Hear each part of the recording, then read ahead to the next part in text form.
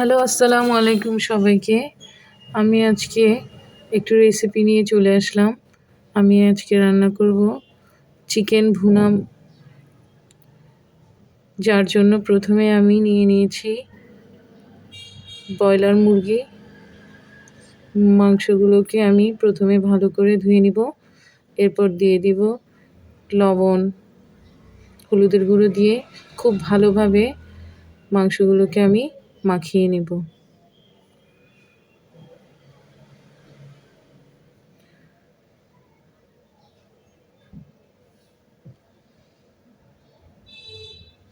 আজকে আমার এই রেসিপিটি যারা নতুন রাঁধুনি তাদের জন্য কাজে দেবে। একদম শুরু থেকে শেষ পর্যন্ত আমি খুব ভালো করে আমার এই রেসিপিটি আপনাদের সাথে শেয়ার করলাম, যাতে করে আপনাদের অনেক সুবিধা হবে রেসিপিটি তৈরি করতে। হলুদ এবং লবণগুলোকে খুব ভালোভাবে মিক্স করতে হবে। মিক্স করে আমি এখন ভাজতে চলে যাব। তার জন্য একটি কড়াইতে তেল নিয়ে নিয়েছি। তেলগুলোকে খুব ভালো করে গরম করে নিতে হবে এবং গরম হয়ে যাওয়ার পরে মাংসগুলোকে একে একে দিয়ে নিতে হবে। তেল ভালো করে গরম করলে মাংসগুলো উল্টোতে সুবিধা হয়।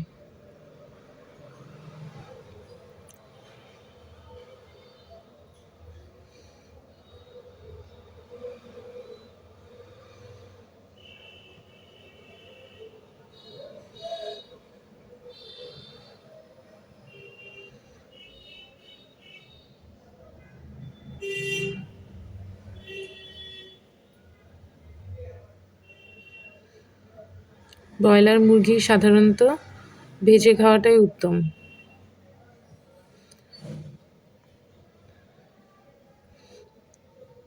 এক পিঠ খুব ভালো করে ভাজা হয়ে গেলে আমি দেন উল্টে দিব মাংসগুলোকে।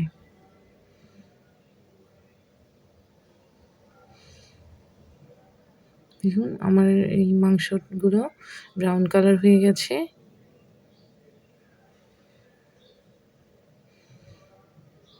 এখন আমি এক পিঠ উল্টে আরেক পিঠ ভাজা হওয়ার জন্য রেখে দেব।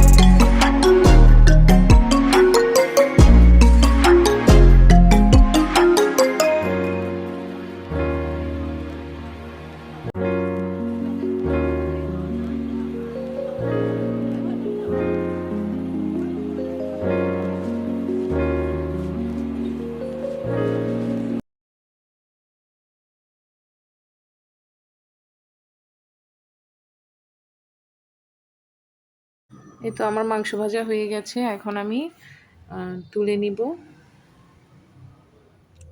এখন আমি রান্নায় চলে যাব। তার জন্য চুলায় একটি পাত্র বসিয়ে দিলাম। পাত্রটির মধ্যে আগে থেকে পানি ছিল, সেজন্য চুলায় কিছুক্ষণ দিয়ে পানিগুলোকে শুকিয়ে নিয়েছি। এখন আমি আমার রান্নার পরিমাণ মতো তেল দিয়ে দিব। তেলগুলো গরম হয়ে গেলে আমি এর মধ্যে পেঁয়াজ কুচি দিয়ে দিব।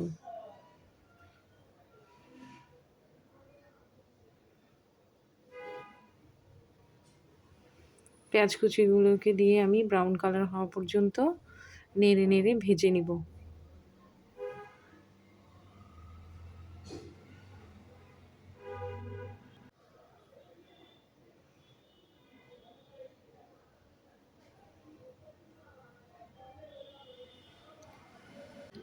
এছাড়া পেঁয়াজ দ্রুত সিদ্ধ করতে চাইলে লবণ দিয়ে দিতে হবে। পরিমাণ মতো লবণ দিয়ে আপনি কিছুক্ষণ নেড়ে চেড়ে নিলেই পেঁয়াজ দ্রুত সিদ্ধ হয়ে যাবে।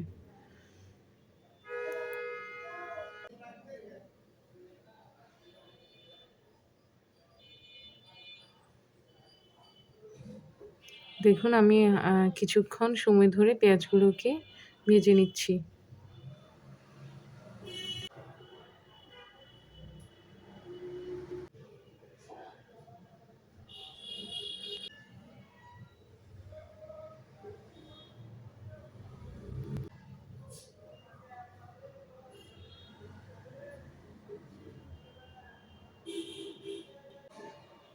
কিছুক্ষণ ভাজার পরে আমি এটাকে আবার নেড়ে চেড়ে দিচ্ছি।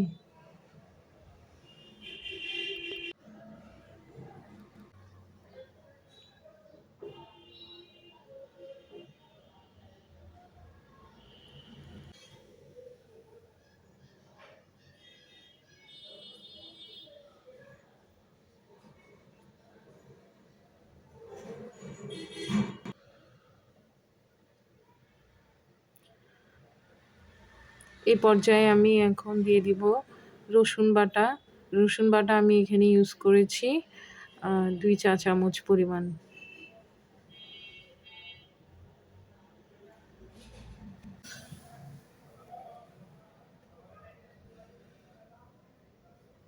রসুন বাটা দিয়ে আমি এবার রসুন বাটাগুলোকে দিয়ে পেঁয়াজের সাথে আমি নেড়ে ছেড়ে মিক্স করে আবার কিছুক্ষণ ভাজবো, এটাকে কয়েক সেকেন্ডের মতো ভাজবো।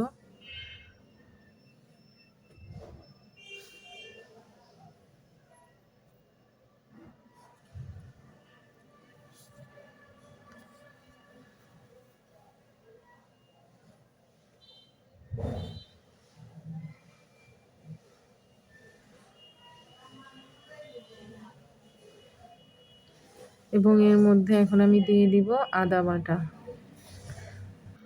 মুরগির মাংসতে এখানে মূলত আদা বাটাটা কম ইউজ করলেও চলে। গরুর মাংসতে আদা বাটাটা একটু বেশি দেওয়া লাগে।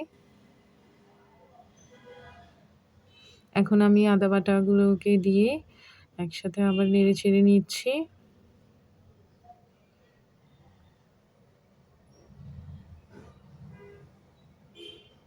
আদা এবং রসুনটাকে কিছুক্ষণ ভাজতে হবে এভাবে।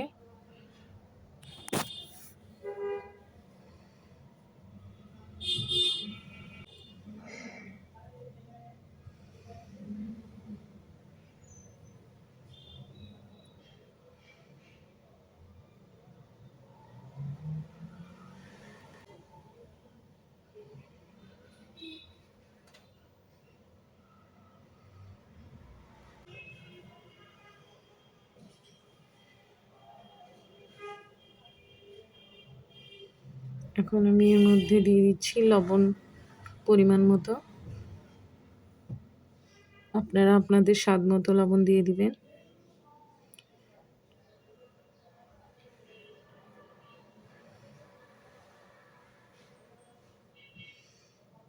লবণ দিয়ে আমি আবার এগুলোকে নেড়ে ছেড়ে কিছুক্ষণ ভেজে নিব।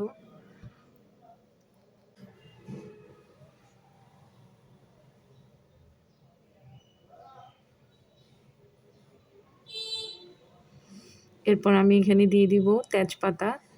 তেজপাতাগুলোকে আমি 2 টুকরো করে ভালোভাবে ধুয়ে নিয়েছি।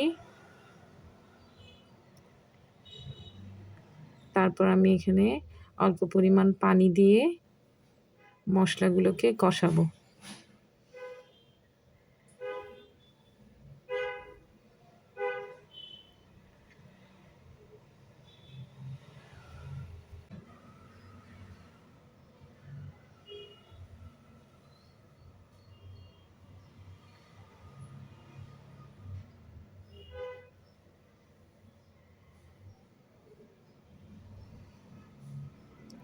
মশলাগুলোকে কষানোর জন্য আমি এখানে আরও বাকি যে মশলাগুলো আছে তা দিয়ে দিচ্ছি।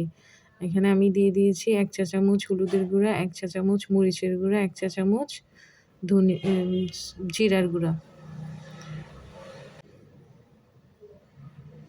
নেড়ে চেড়ে আমি একসাথে মশলাগুলোকে কষাবো।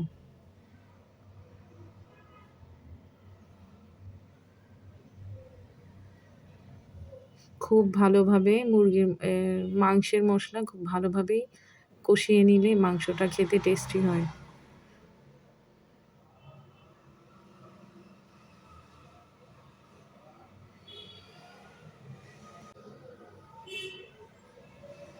এভাবে নেড়েচেড়ে মশলাগুলোকে কষিয়ে নিতে হবে।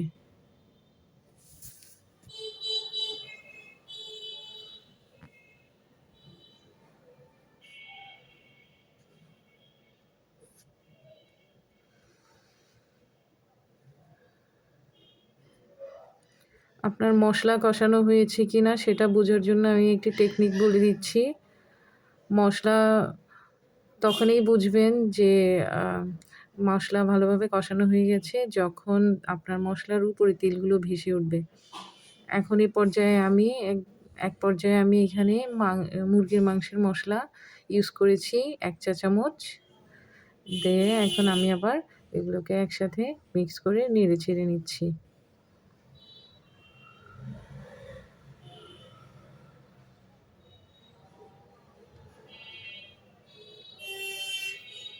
দেখুন পানি শুকিয়ে আমার মশলাগুলো থেকে মশলাগুলোর কালার চেঞ্জ হয়ে গেছে।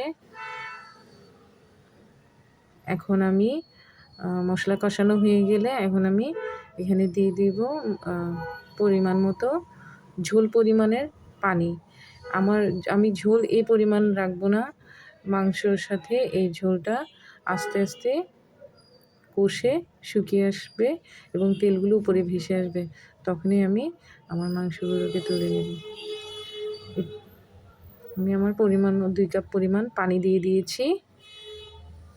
এখন আমি ভাজি করা মাংসগুলোকে ঢেলে দেব।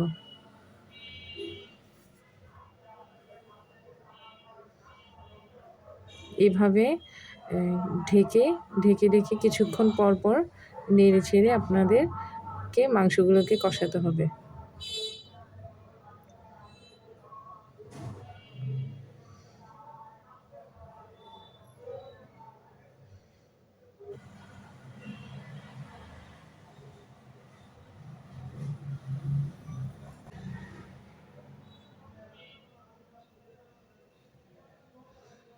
ঢাকনা দিয়ে ঢেকে দিব আমি।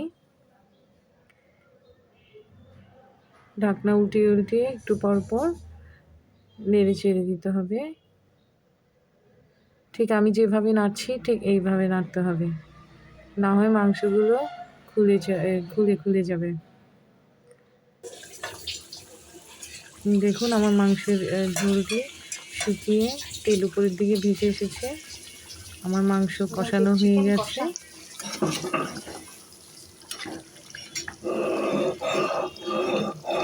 কিছুক্ষণ হালকা নেড়ে দিয়ে আমি মাংসগুলোকে তুলে নেব।